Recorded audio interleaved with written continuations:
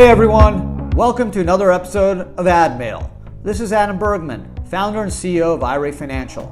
I'm here to help you find the answers to the most frequently asked questions from my clients about self-directed retirement accounts. If you want to learn more, you can subscribe to our YouTube channel and follow us on social media.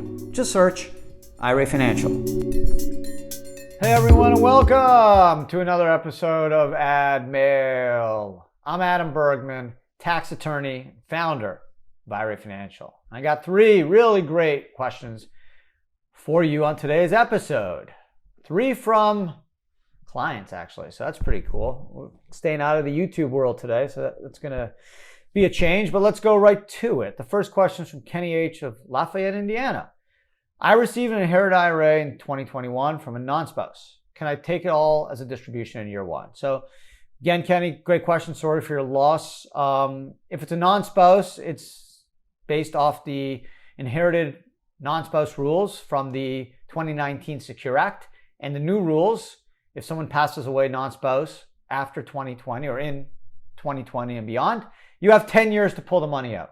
So you can do it in year one, Kenny. You can do it in year four. You can do it pro rata over 10 years, but it must all come out after 10 years. Okay, the only exception really is if you're under 18 years old, then you can stretch it a little bit. But in most cases, you're going to have 10 years to pull that money out. And then, yes, you'll pay tax on that money when you pull it out, assuming it's not a Roth. So good question, and I hope I gave you a short to the point answer.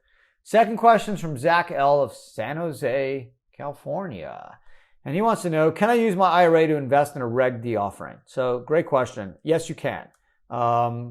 Just make sure it's not your own Reg D offering, meaning it's not your company that's issuing the stock. So a Reg D offering, for anyone who doesn't know, it's essentially a way for companies to sell shares to the general public. Mostly it goes to accredited investors, and it's a very popular and safe way to raise money from the general public.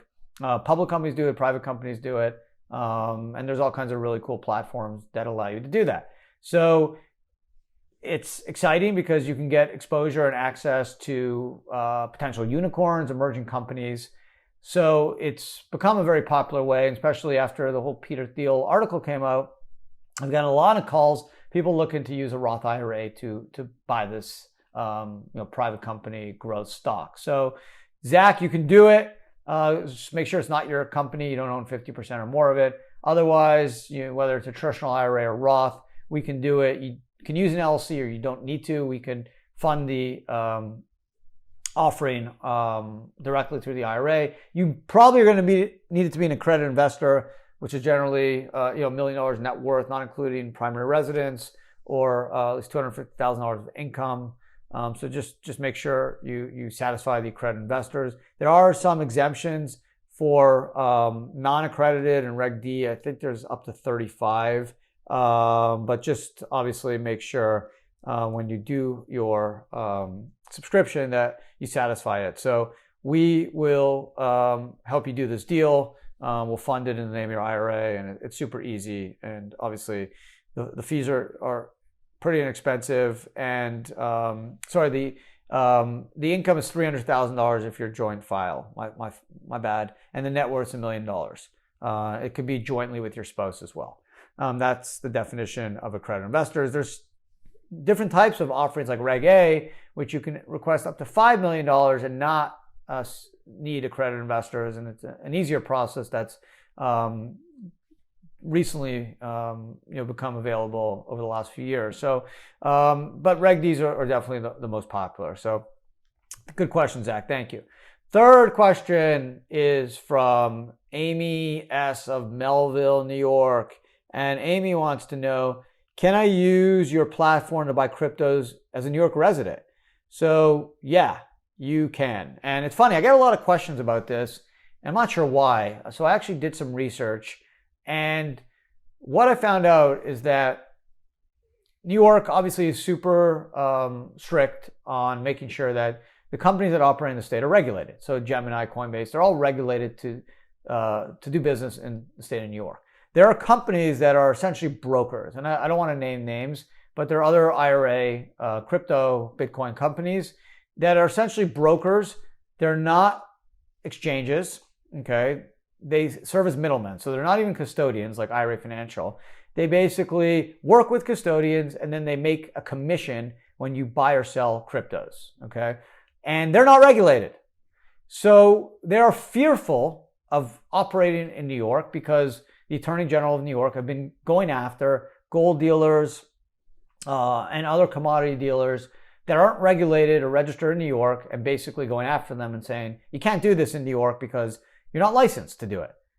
Cryptos even though it's treated as property like stock, it falls under the commodity exchange regulation, not the SEC. Unless it's an ICO, initial coin offering, the SEC doesn't touch it. The commodity department will have authority over cryptos. So New York is super, super strict and basically saying, listen, if you were making money selling and buying cryptos for someone else, not yourself, for someone else, you need to be licensed in New York. If you're not, we're coming after you. And there's a case, metals.com, where New York State's going after them and some other companies. So, since a lot of these crypto brokers are former gold dealers, they got scared. And now that's why they're not working with anyone in New York, because they're unlicensed and unregulated. And you should be cautious yourself, I think. Again, without naming names, just be careful. Ask, are you a trust company? Are you licensed to sell cryptos? Because these people are making commissions and they're touching your money and moving the money into cryptos that they trade on your behalf. They hold the private keys.